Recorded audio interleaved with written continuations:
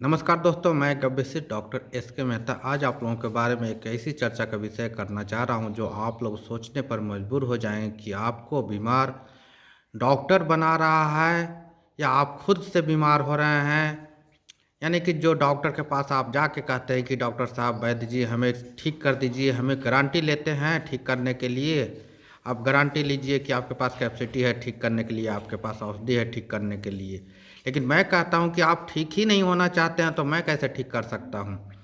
आप खुद जानबूझ के बीमार हो रहे हैं तो मैं कैसे ठीक कर सकता हूं, या कोई भी वैद्य कोई भी डॉक्टर कैसे ठीक कर सकता है, क्योंकि बीमारी तो आप खुद घर में पाल रहे हैं।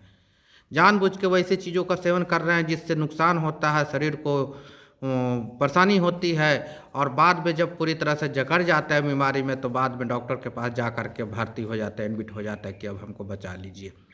ये कैसी ज़रूरत है? आप क्या चाहते हैं? आप ठीक होना चाहते हैं, निरोग रहना चाहते हैं, कि दवाई के बल पर ज़िंदा रहना चाहते हैं? आप अगर हेल्दी लाइफ चाहते हैं, आपके पास बहुत पैसा है या ना है, गरीब हैं, अमीर से लेके गरीब तक सभी का लगभग 98% लोगों का दैनिक दिनचर्या जो है एकदम खराब हो चुका है, और उसके चलते आदमी परेशान है, बीमार है, और बीमारी जब बढ़ जाती है तो निदान करने के लिए डॉक्टर या वैद्य के पास में जाते हैं। और डॉक्टर लोग क्या करेंगे? वो टेम्पोररी कुछ उस तरह से मेडिसिन दे देते हैं ताकि आप कंट्रोल रहें, और आपको लगेगा कि हमें डॉक्टर साहब ने दिया, हम 2 टैबलेट खाएं, हमें आराम मिल गया है, बहुत अच्छा है, तुरंत सुधार हो गया है। और वो सुधार होता नहीं है, बल्कि आपको लगता है कि मैं ठीक हो रहा हूँ, कंट्रोल हूँ। क्या कंट्रोल? आप कंट्रोल होने दे रहे हैं? आप ठीक होने दे रहे हैं? मैं एक एग्जाम्पल से लेता हूँ, आपका सुबह से लेकर शाम तक दैनिक दिनचर्या क्या है? सुबह होती है, उसके बाद सबसे पहले आपको चाय चाहिए।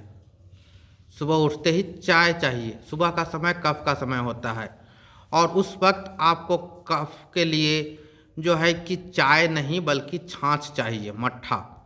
देसी गाय का या भैंस का हो, वो मट्ठा चाहिए, छाछ चाहिए। तो गाय मिल नहीं रही है, हाँ, तो कहाँ से? गाय है नहीं, दूध मिल नहीं रही है, तो कहाँ से छाछ पिएंगे?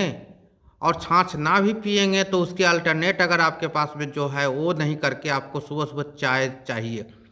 चाय में जो चाय पत्ती होती है, इसमें कितनी ज़्यादा नुकसानदायक चीज़ें होती है। कई केमिकल को मिला कर चाय पत्ती कलर में बनाया जाता है, यहाँ तक कि चाय पत्तियों में जानवरों का ब्लड भी मिला के कलर होने के लिए बनाया जाता है, कई केमिकल द्वारा बनाया जाता है। और उस चाय को हम पीते हैं सुबह सुबह खाली पेट, दूध में डाल कर करके उसमें चीनी डालते हैं। चीनी में भी जो सल्फ़र होता है, बहुत ज़्यादा सल्फ़र। चीनी जो है गुड़ से बनता है, गुड़ से ही जो है कि सल्फ़र डाल कर करके उसको कलरहीन किया जाता है, रंगहीन किया जाता है, उसकी खाली गुण को, मिठास को रहने दिया जाता है। उसकी सारी जो है कि रंगीन कलर है, वो गुड़ में जो नेचुरल गुड़ होता है, हल्का लाल टाइप का रहता है, काला टाइप का रहता है, उसमें आयरन, कैल्शियम, फास्फोरस जैसी तत्वें होती है। उसको निकाल के उसको क्लीन करने के लिए हड्डियों का चूरा डाल के, जानवरों के हड्डियों का चूरा डाल के उसको सफाई किया जाता है, और तब वो उसमें केवल मिठास रहती है। और उस मिठास के लिए हम चाय पत्ती के साथ में चीनी डाल के खाते हैं। तो वो कहाँ से आपको फ़ायदेमंद करेगा? शरीर में सल्फ़र की मात्रा बढ़ती है। और तीसरा, जो आप दूध पी रहे हैं तो दूध तो बहुत कम ही मिल रहा है, और जानवरों का भी जो दूध है वो भी विषैला होते जा रहा है, क्योंकि जो उसको खाने के लिए अनाज मिल रहा है वो केमिकल द्वारा उत्पादित है। जो उनको खुराकें हैं, भूसा है, वो सारी चीज़ जो यूरिया डीएपी के द्वारा उगाया जाता है, तो उसके चलते वो भी जो है कि विषाक्त होते जा रहा है, और उसका दूध हम पर जो असर है उसका हम लोग पीते हैं, उस पर आ रहा है। उसके साथ में और जो है कि और जो है जो दूध हम लोग बाज़ार से पैकेट वाला दूध लेते हैं, वो दूध दूध नहीं रहता है। उसमें कितनी मिलावटें कर करके तैयार किया गया है, जिसमें उसके छाली को अगर निकाला जाए, उसके मक्खन को निकाला जाए, तो मक्खन और प्योर ओरिजिनल गाय भैंस के दूध से निकला हुआ मक्खन में बहुत फ़र्क होता है। हाँ, उसकी छाली का स्मेल देखिएगा, टेस्ट देखिएगा, बहुत गंध मारेगा, अच्छा नहीं रहता है उसकी। तो उस तरह की चीज़ों का दूध, आप केमिकल वाला दूध पी कर करके सुबह सुबह चाय पी रहे हैं, तो वो तो आपको नुकसान करेगा ही सुबह सुबह।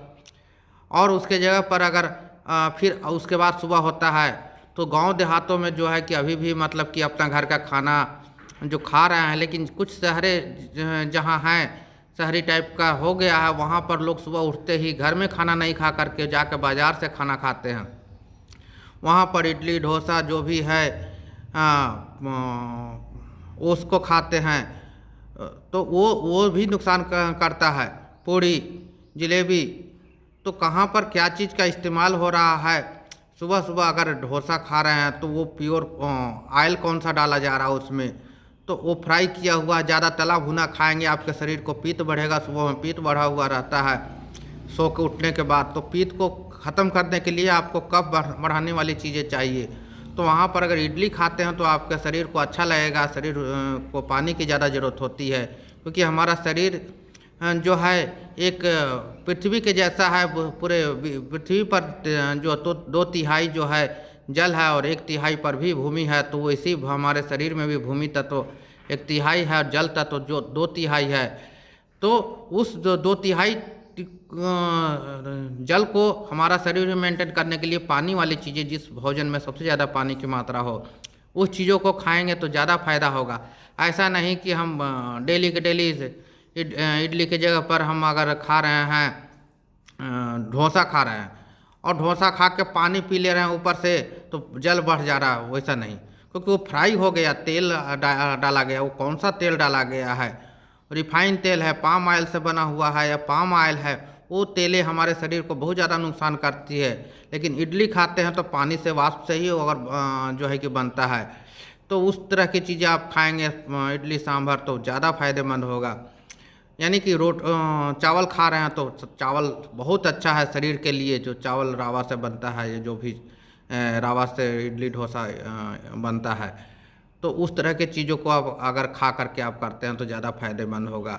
यानी कि आप बीमारी से अगर बचना चाहते हैं तो सुबह सुबह जो अंकुरित अनाज, मूंग, हरा मूंग और चना को डाल कर करके पानी में, उसके बाद अंकुरा दीजिए। अंकुरित होने के बाद में जो है कि उसमें बहुत तरह के प्रोटीन आ जाता है। हमारे शरीर मोटा है और मोटापा है, तो इसका मतलब है कि मोटा ज़्यादा है तो शरीर में प्रोटीन की कमी है, कैल्शियम की कमी है। तो प्रोटीन और कैल्शियम आयरन की कमी है तो कहाँ से आएगा, तो सबसे ज़्यादा अंकुरित अनाज में जो है कि प्रोटीन बहुत ज़्यादा होता है और वो नेचुरल प्रोटीन होता है। उससे बढ़िया प्रोटीन आपको नहीं मिलेगा। तो अंकुरित अनाज को आप 100 ग्राम 150 ग्राम के हिसाब से पर डे आप अगर खाते हैं, या कम से कम आपका वजन है 70 kg है तो 70 ग्राम कम से कम आपको अंकुरित अनाज चाहिए। तो उससे ज़्यादा भी हो तो कोई नुकसान नहीं है। तो अंकुरित अनाज खाइए। उसके ऊपर से नमक बिना डाले हुए अगर गुड़ खाते हैं तो गुड़ में आयरन, फास्फोरस, कैल्शियम तीनों चीज़ मिल जा रहा है। और वो अगर 100 ग्राम पर डे के हिसाब से 100-150 ग्राम पर डे खा लेते हैं सुबह सुबह खाली पेट, तो वहाँ पर आपकी एनर्जी लेवल दिन भर बना रहेगा। यानी 1 बजे तक आपकी भूख नहीं लगेगी। यानी भरपूर प्रोटीन मिल गया। 100-150 ग्राम 100 ग्राम से लेकर 200 ग्राम अंकुरित अनाज गुड़ मिला के खा लेते हैं तो शरीर में प्रोटीन की मात्रा भरपूर मिल जाती है, आयरन की मात्रा भरपूर मिल जाती है, कैल्शियम फास्फोरस की मात्रा भरपूर मिल जाती है। आपको भूख ही नहीं लगेगा और आप निरोग रहेंगे, शरीर तंदुरुस्त रहेगा, एनर्जी बना रहेगा, ताकत बना रहेगा। तो इस तरह से आप अगर निरोगी जीवन जीने के लिए अगर इसका उपाय करते हैं तो आपके लिए बहुत ही अच्छा होगा। दोपहर में जो भी चावल दाल खाना है खाइए, शाम को जल्दी से खाना खाइए। रात में ज़्यादा देर से खाएंगे डाइजेस्ट नहीं होगा। तुरंत खाना खा के सो जाएंगे तो पेट में गैस बनाएगा तो सुबह आपका पेट साफ नहीं होगा। वो इसी स्थिति में आप क्या करेंगे, जल्दी खाना खाएंगे तो सोने के पहले तक डाइजेस्ट हो जाएगा। और हमारी चिकित्सा व्यवस्था जो पंचगव्य आधारित है, गौमूत्र आधारित है, देसी गाय के दूध से, दही से, घी से, गौमूत्र से बनी हुई औषधियों के द्वारा मैं चिकित्सा करता हूँ। और उस चिकित्सा के माध्यम से जो रोगी हैं उनको दे करके उनके रोग को कम करने का प्रयास करता हूँ, निरोग करने का प्रयास करता हूँ।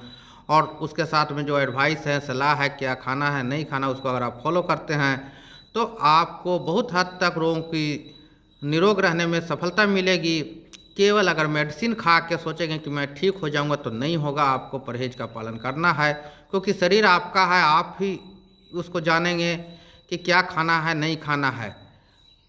तो शरीर को पहचानिए और वैसा ही अन्न को खाइए, तब आप निरोग रहेंगे। जय हिंद, जय भारत, जय गौ माता।